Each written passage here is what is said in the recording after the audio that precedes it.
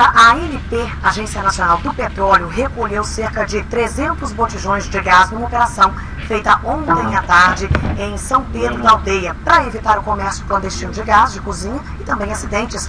E aqui no estúdio a gente está recebendo o Marcelo da Silva, que é especialista de regulação da ANP, e também o Ari Belo, também especialista da ANP de regulação. A gente vai conversar, bater um papo com eles sobre essa questão mesmo, né, da comercialização do gás. Mas antes a gente vai dar uma olhada nessa operação que a ANP fez ontem, né, em São Pedro da Aldeia. A gente tem as imagens.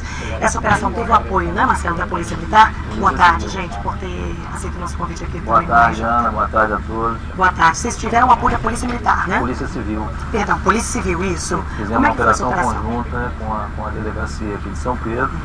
E o objetivo foi combater a clandestinidade, né, os pontos de venda clandestinos aqui no município. E para isso, 4 estabelecimentos no 4? A operação ainda está acontecendo ainda, né? Inclusive hoje pela manhã nós interditamos a revenda autorizada que estava fazendo aquele abastecimento que vocês acompanharam ontem, né? Essa revenda já está fechada e aí vai sofrer o procedimento fiscal normal para essas situações. E essa operação vocês estão fazendo só em São Pedro da Aldeia ou ela está percorrendo a região dos lagos? Não, essa operação especificamente é para São Pedro da Aldeia, mas esse trabalho está sendo feito no estado do Rio de Janeiro. Já fizemos em Cabo Frio, já fizemos em Casimiro de Abreu. É itinerante então, né? Ao longo do ano.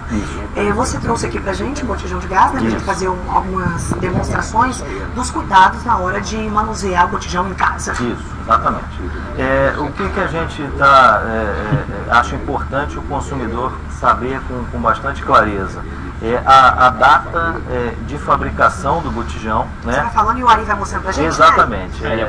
Essa data é a data de fabricação desse botijão. Ali 00 significa que ele foi fabricado no ano 2000.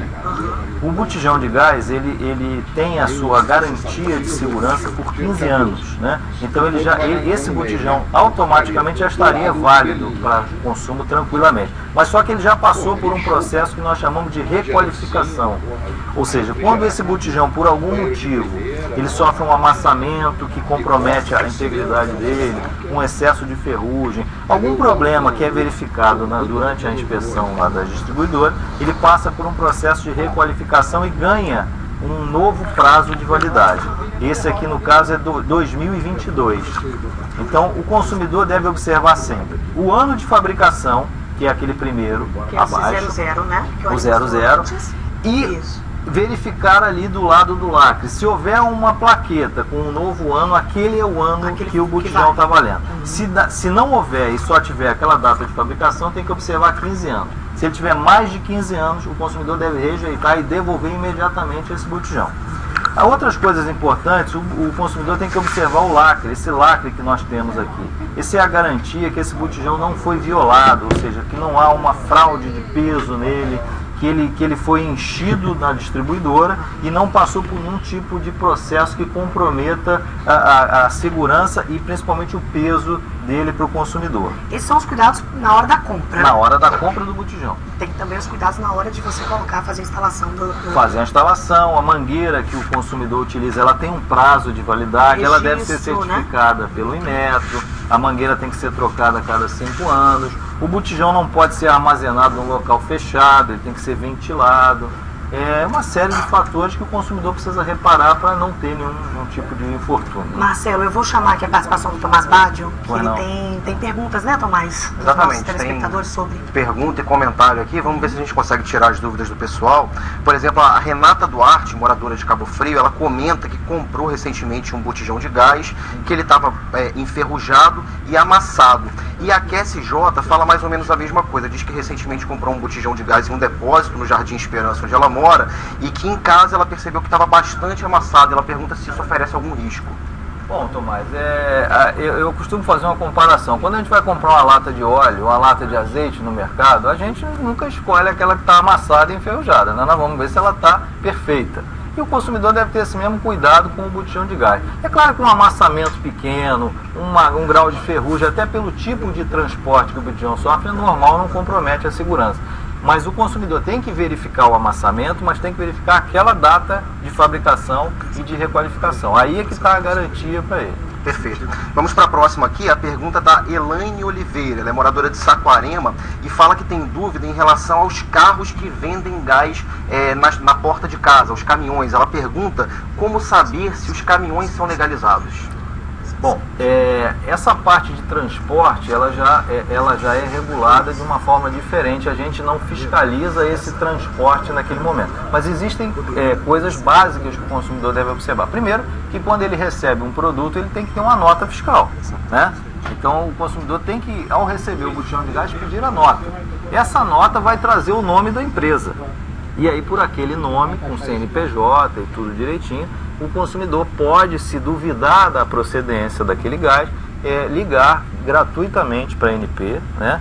E no 0800 970 0267, passar aquele dado daquele CNPJ, aquele nome, ele vai na hora saber se aquele local é autorizado ou não. Marcelo, só aproveitando a carona aí com relação a essa pergunta que o Tomás passou para você, é por isso então que o botijão não pode ser vendido em padaria, em qualquer lugar. O botijão tem que ser revendido numa revenda autorizada, né?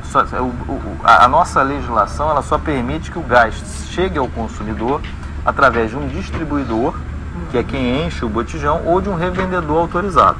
Fora disso, é ilegal, não pode ser comercializado e é uma atividade criminosa. Inclusive, ontem teve um rapaz que foi preso em flagrante por estar revendendo esse produto sem ter autorização. Ok, Tomás, tá bem? Tem mais uma perguntinha aqui, dá tempo, Ana? Tá. Vamos lá, o Gerry Adriane, ele fala em relação à cor do botijão, pergunta se tem obrigatoriamente que ser azul, e aí ele faz também uma outra pergunta, como sabemos quando o gás vem sujo? Segundo ele, já aconteceu. Como é que são essas duas questões aí? Bom, em relação à cor é uma questão comercial da marca da distribuidora, cada uma tem uma cor, né? Então isso aí não tem nenhum problema, né? Ele tem que estar com aquelas condições que nós já falamos aqui. A outra questão é se o gás está sujo. Se o gás está sujo, Bom, assim, imagino que ele queira dizer que estava sujando a panela, talvez, deva ser isso, talvez escurecendo, né? Isso aí não tem como saber antes de usar, né? E a outra coisa é que às vezes o botijão, quando ele não tem esse lacre, a gente já viu casos de ter água dentro, de ter areia para pesar, né? Por isso a importância do lacre, né? Por isso a importância do lacre, né? Muito obrigado. Ok, obrigada, tá, Tomás? Marcelo, obrigado pela sua participação. Muito obrigado. Prazer recebê-lo aqui, assim como você também, Ari. Obrigada pela participação de vocês.